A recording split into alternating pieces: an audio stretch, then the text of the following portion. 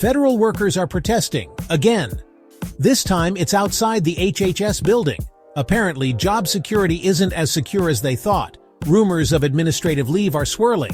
Probationary status is the new buzzword. And nobody wants to be buzzed with that news. These workers are scared.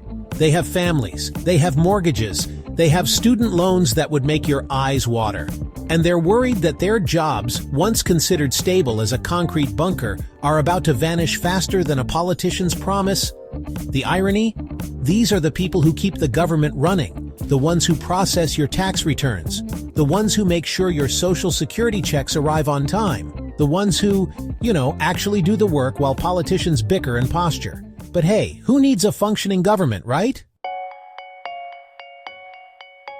Of course, no good crisis goes unwasted. And by good crisis, I mean opportunity to attack unions. Because, when hard-working Americans are worried about putting food on the table, the real problem is obviously those pesky unions. They're the ones who are bankrupting the country, or so the argument goes. The criticism goes something like this. Unions prioritize their members over taxpayers. They're greedy, lazy, and entitled. They're the reason the government is so inefficient. And don't even get them started on pensions. It's enough to make you think that unions are the root of all evil.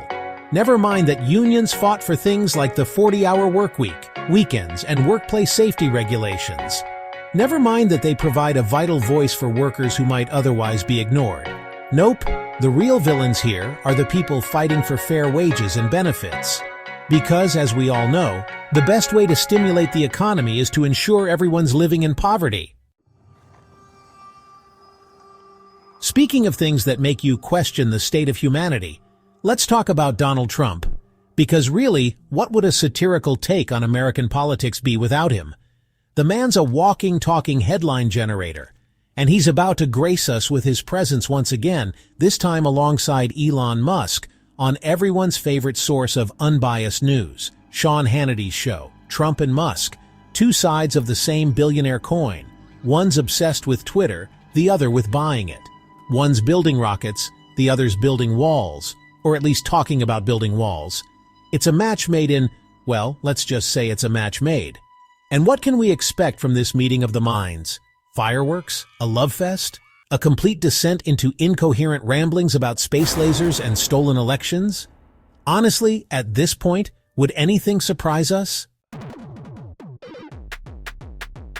And finally, in a segment we're calling America, You're Doing It Wrong, we have the Gulf of America lawsuit. Yes, you heard that right. Someone suing Google because their maps refer to the Gulf of Mexico as the Gulf of America. Apparently, this is an outrage of epic proportions, a blatant disregard for American sovereignty, a sign that the end is nigh. Now, I'm no cartographer, but I'm pretty sure the Gulf of Mexico has been called that for, I don't know, centuries.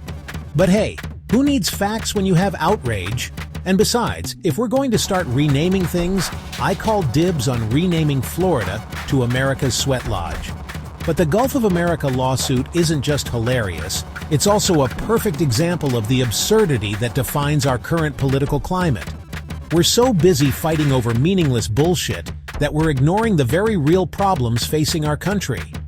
But hey, at least we're not calling the Gulf of Mexico the Gulf of America, right?